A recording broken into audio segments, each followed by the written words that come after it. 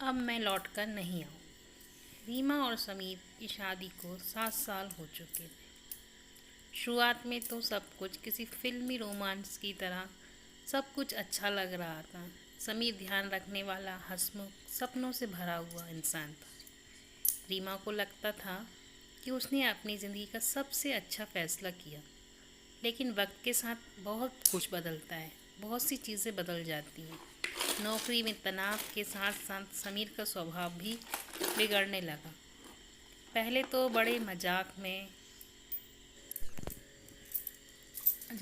कह देता था, कभी ताने बनकर सामने आने लगी चीज़ें, तो कभी किसी और रूप में। ना जाने उसे क्या हो गया था। तुम्हें घर का काम भी ठीक से नहीं आता, तुम्हें सजने संवरने का कोई सलीका नहीं, और ना जाने क्या क्या। सबसे बुरा, उसकी हर दोस्त और रिश्तेदार पर शक करना। रीमा ने शुरुआत में सोचा ये भी फेज़ है, निकल जाएगा। लेकिन कहते हैं ना, ऐसा कुछ नहीं होता। वही धीरे धीरे वह हर दिन डर में जीने लगी। बाहर जाने पर समीर 100 सवाल करता, फ़ोन पर देर से उठने पर गुस्सा करता, कभी कुछ कभी कुछ, और ना जाने कुछ गलती होने ना होने पर भी सिर्फ रीमा को ही माफ़ी मांगने के लिए मजबूर करता। एक शाम जब रीमा अपने पुराने कॉलेज की सहेली से मिलने गई, तो लौटते ही समीर ने गुस्से में कहा, तुम मुझसे झूठ बोल रही हो। तब किसी से मिलने गई थी। रीमा समझाने की कोशिश की, लेकिन समीर ने उसकी बात सुनने से ही मना कर दिया और बिना सुने ही दरवाज़ा ज़ोर से बंद कर दिया। उस रात रीमा ने रोते रोते सोचा, क्या यही ज़िंदगी है? उसे अपनी माँ की बात याद आई, बेटी, शादी में अगर इज्जत और भरोसा खत्म हो जाए तो प्यार कभी टिक नहीं पाता। अगले कुछ हफ्तों में रीमा ने धीरे धीरे अपने कागजात, ज़रूरी सामान और कुछ पैसे रख लिए। वह जानती थी कि अब बात सिर्फ झगड़े की नहीं रही, बल्कि उसके आत्मसम्मान की है।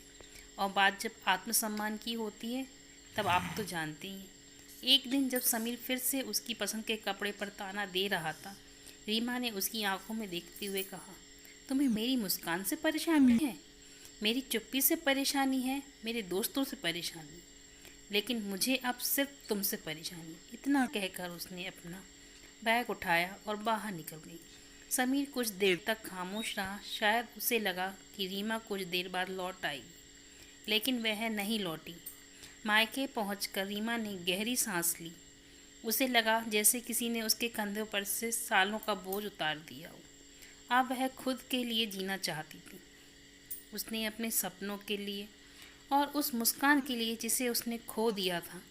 कई महीने बाद रीमा ने एक छोटी सी बेकरी शुरू की।